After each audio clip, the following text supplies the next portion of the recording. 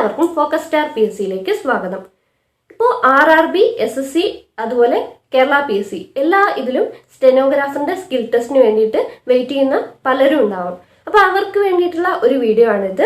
അതായത് ഒരു മാസം കൊണ്ട് നിങ്ങൾക്ക് ഈ സ്റ്റെനോഗ്രാഫറിന്റെ സ്കിൽ ടെസ്റ്റ് പാസ്സാവാൻ കഴിയുമോ എന്നുള്ള ആ ഒരു ചോദ്യത്തിന് ഉത്തരവായിട്ടാണ് ഇന്ന് ഞാൻ ഈ വീഡിയോയിലൂടെ വന്നിട്ടുള്ളത്. അതുപോലെ അതിനു വേണ്ടിയിട്ടുള്ള 5 ടിപ്സ് ആണ് നിങ്ങൾക്ക് വേണ്ടിയിട്ട് ഈ ഒരു വീഡിയോയിലൂടെ പറഞ്ഞുതരാൻ പോകുന്നത്. അപ്പൊ നമുക്ക് നേരെ ഒരു പ്രസന്റേഷനിലേക്ക് പോവാം.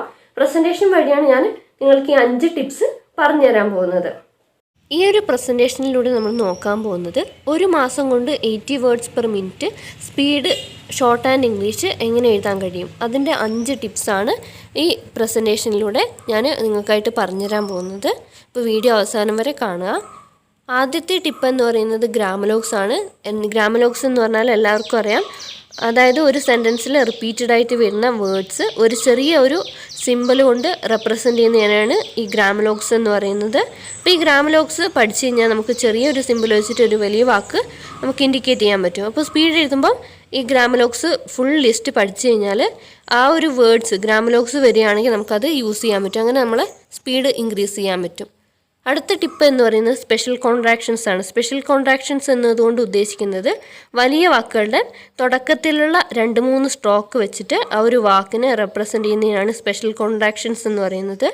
അത് കുറേ എണ്ണം ഉണ്ട്. അപ്പോൾ അത് പഠിച്ചു കഴിഞ്ഞാൽ ഏകദേശം നമുക്ക് ആ ഒരു പാസേജ് വായിക്കുമ്പോൾ അതിൽ കുറേ അധികം വാക്കുകൾ സ്പെഷ്യൽ കോൺട്രാക്ഷൻസ് വഴി കിട്ടും. അപ്പോൾ ഇതിൽ ഉദാഹരണത്തിന് അക്നോളജ് എന്നുള്ളതിന് എയും കെയും എന്നും ജെയും മാത്രമേ ഉള്ളൂ, ബാക്കിയുള്ള പോർഷൻസ് ഇല്ല. അത്രയും എഴുതി കഴിഞ്ഞാൽ നമുക്ക് അക്നോളജ് എന്നുള്ള ആ വാക്കായി. അതുപോലെ തന്നെയാണ് അഡ്വർടൈസ് എന്ന് പറയുന്ന ആ വാക്കിലും ഡിയും വെർ എന്നുള്ള ആ ഒരു സ്ട്രോക്ക് മാത്രമേ ഉപയോഗിച്ചിട്ടുള്ളൂ. അപ്പോൾ നമുക്കതിൽ ആ ഒരു 3 വേർഡ്സ് കിട്ടി. ഇങ്ങനെ ഈ കോൺട്രാക്ഷൻസ് പഠിച്ചു കഴിഞ്ഞാൽ അത് ഓർത്ത് വെച്ച് കഴിഞ്ഞാൽ നമുക്ക് കുറേയധികം വേർഡ്സ് ഇങ്ങനെ എഴുതാൻ കഴിയും. അടുത്ത ടിപ്പ് എന്ന് പറയുന്നത് അഡ്വാൻസ്ഡ് ഫ്രേസിയോഗ്രാഫിയാണ്. അതായത് ഫ്രേസസ് എന്ന് പറയുമ്പോൾ അതിൽ ഒരു 4-5 വേർഡ്സ് എന്തായാലും ഉണ്ടാവും. അപ്പോൾ അത് ഒരു ചെറിയൊരു ഔട്ട്ലൈൻ വഴി നമുക്ക് ആ ഒരു ഫ്രേസസ് അത്രയും ഫ്രേസസ് നമുക്ക് മിസ് ചെയ്യാതെ എഴുതാൻ പറ്റും. നമുക്കറിയാം സ്പീഡ് വായിക്കുമ്പം ഒരു ചെറിയൊരു വാക്ക് പോലും, അതായത് എയോ ആനോ അങ്ങനെയുള്ള ഒരു ചെറിയൊരു വാക്ക് പോലും ഒമിഷൻ വന്നു കഴിഞ്ഞാൽ അതൊരു ഒമിഷനാണ്.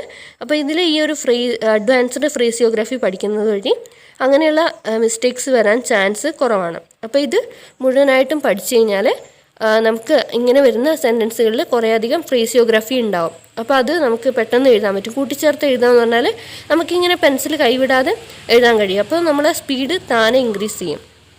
അപ്പോൾ ഇതിൽ എക്സാമ്പിളിന് ഐ ഹാവ് റിസീവ്ഡ് എന്നുള്ളതിന് നമുക്ക് ആ ഒരു ചെറിയൊരു സിമ്പിൾ വെച്ചിട്ട് അങ്ങനെ എഴുതാൻ പറ്റും.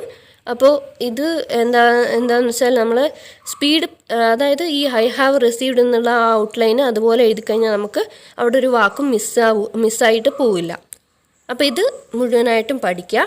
അടുത്ത ടിപ്പ് എന്ന് പറയുന്നത് ഇംഗ്ലീഷിലുള്ള ആർട്ടിക്കിൾസ്. അതായത് നിങ്ങൾക്കറിയാം എന്തെങ്കിലുമൊക്കെ ഇംഗ്ലീഷിലുള്ള ന്യൂസ് പേപ്പേഴ്സോ അല്ലെങ്കിൽ വേറെ എന്തെങ്കിലുമൊക്കെ പേജസ് ഇങ്ങനെ കിട്ടില്ലേ, അപ്പോൾ അതൊക്കെ വെറുതെ ട്രാൻസ്ക്രിപ്റ്റ് ചെയ്ത് പഠിക്കുക.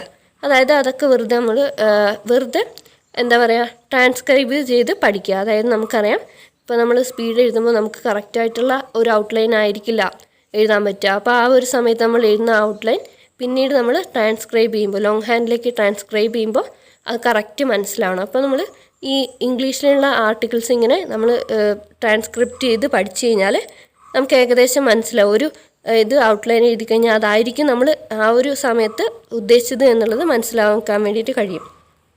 പിന്നെ ചെയ്യേണ്ടത് സ്പീഡ് ടെസ്റ്റ് പ്രാക്ടീസ് ചെയ്യുക. അതായത് നിങ്ങൾ സ്വന്തം വായിച്ചിട്ട് വോയിസ് റെക്കോർഡ് ചെയ്യുക, അല്ലെങ്കിൽ യൂട്യൂബിലോ ഏതിലെങ്കിലൊക്കെ സ്പീഡ് വായിച്ചത് കിട്ടും. അപ്പോൾ അത് എന്താക്കുക, എഴുതി പഠിക്കുക. സ്പീഡ് ടെസ്റ്റ് എഴുതി പഠിക്കുക. അപ്പോൾ ഇത്രയും ടിപ്സ് ചെയ്ത് കഴിഞ്ഞാൽ തന്നെ ഏകദേശം സ്പീഡ് ഇൻക്രീസ് ചെയ്യാൻ പറ്റും. ഒരു മാസം കൊണ്ട് തന്നെ നമുക്ക് ആ ഒരു 80 വേർഡ്സ് പെർ മിനിറ്റോ അല്ലെങ്കിൽ 120 വേർഡ്സ് പെർ മിനിറ്റോ എത്താൻ വേണ്ടിയിട്ട് കഴിയും. അതിന് ചിലർക്ക് ഒരു മാസം വേണ്ടി വരും എന്നെനിക്ക് തോന്നുന്നില്ല. നല്ല രീതിയിൽ കുറേ ടൈം എടുത്ത് ഇത്രയും പറഞ്ഞ കാര്യങ്ങൾ പ്രാക്ടീസ് ചെയ്ത് കഴിഞ്ഞാൽ ഉറപ്പായിട്ടും ആ ഒരു സ്പീഡിലേക്ക് എത്താൻ കഴിയും. നിങ്ങൾക്ക് ഈ വീഡിയോ ഉപകാരപ്രദമായെന്ന് വിചാരിക്കുന്നു. കൂടുതൽ വീഡിയോ ക്ലാസ്സുകൾക്കായിട്ട് ചാനൽ സബ്സ്ക്രൈബ് ചെയ്യുക, തൊട്ടടുത്തുള്ള ബെല്ലൈക്കൺ കൂടി എനേബിൾ ചെയ്യുക. വീഡിയോ ഇഷ്ടമായ തീർച്ചയായിട്ടും ലൈക്ക് ചെയ്യുക, മറ്റുള്ളവർക്കായിട്ട് ഷെയർ ചെയ്യുക, നിങ്ങളുടെ അഭിപ്രായങ്ങൾ കമൻറ്റ് ചെയ്യുക. Thank you. Have A nice day.